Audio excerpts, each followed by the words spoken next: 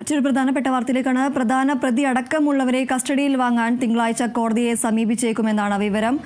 നഷ്ടത്തിന്റെ ആകെ മൂല്യം കണക്കാക്കി പ്രതികളുടെ സ്വത്ത് കണ്ടുകെട്ടാനുള്ള നടപടിയും ഉടൻ ഉണ്ടാകും. SIT പ്രതി ചേർത്ത എല്ലാവരെയും പ്രതികൾ ആക്കിയാണ് കൊച്ചി യൂണിറ്റിൽ ECIR രജിസ്റ്റർ ചെയ്തിട്ടുള്ളത്. കള്ളപ്പണം വെളുപ്പിക്കൽ തടയൽ നിയമപ്രകാരമാണ് ED അന്വേഷണം.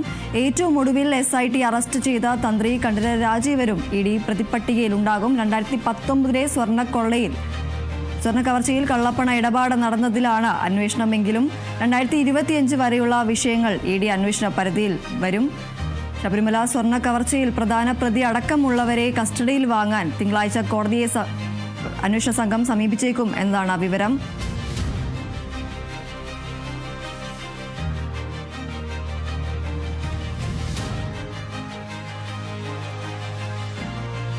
ശബരിമല സ്വർണ്ണക്കവർച്ചയിൽ ECIR രജിസ്റ്റർ ചെയ്തതിന് പിന്നാലെ തുടർ നടപടികൾ വേഗത്തിലാക്കാൻ ഒരുങ്ങുകയാണ് ED. ക്രൈംബ്രാഞ്ചിന്റെ പ്രതിപട്ടികയിലുള്ള 13 പ്രതികളെയും EDയും പ്രതി ചേർത്തിട്ടുണ്ട്. ഏറ്റവും അവസാനം അറസ്റ്റിലായ ശബരിമല തന്ത്രി കണ്ഠരര് രാജീവരടക്കം പ്രധാന പ്രതികളെ ഒരുമിച്ചിരുത്തി ചോദ്യം ചെയ്യാനാണ് EDയുടെ നീക്കം. പ്രതികളെ ഉടൻ കസ്റ്റഡിയിൽ വാങ്ങും. തിങ്കളാഴ്ച കസ്റ്റഡി അപേക്ഷ നൽകാനാണ് സാധ്യത. സ്വർണ്ണക്കവർച്ചയിൽ നഷ്ടമായ വസ്തുക്കളുടെ ആകെ മൂല്യം കണക്കാക്കി പ്രതികളുടെ സ്വത്ത് കണ്ടുകെട്ടുന്നതടക്കമുള്ള നടപടികളും ED ആലോചിക്കുന്നുണ്ട്. PALA ആക്ട് അഥവാ കള്ളപ്പണം വെളുപ്പിക്കൽ തടയൽ നിയമപ്രകാരമാണ് ED അന്വേഷണം. സ്വർണ്ണക്കവർച്ച നടന്ന 2019 പുറമെ 2025 വരെയുള്ള കാലയളവിലെ എല്ലാ പ്രവർത്തനങ്ങളും ED അന്വേഷിക്കുമെന്നാണ് വിവരം.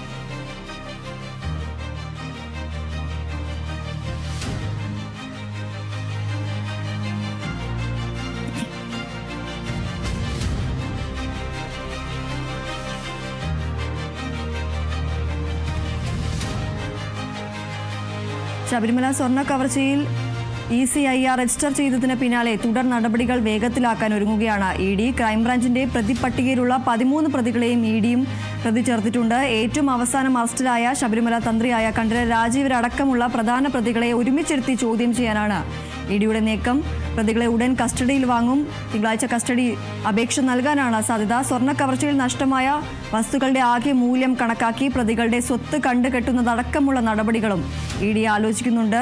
കള്ളപ്പണം വെളുപ്പിക്കൽ തടയൽ നിയമപ്രകാരമാണ് ED അന്വേഷണം നടക്കുന്നത്. സ്വർണ്ണക്കവർച്ച നടന്ന 2019 പുറമെ 2025 വരെയുള്ള കാലയളവിലെ എല്ലാ പ്രവർത്തനങ്ങളും ED അന്വേഷിക്കുമെന്നാണ് വിവരം.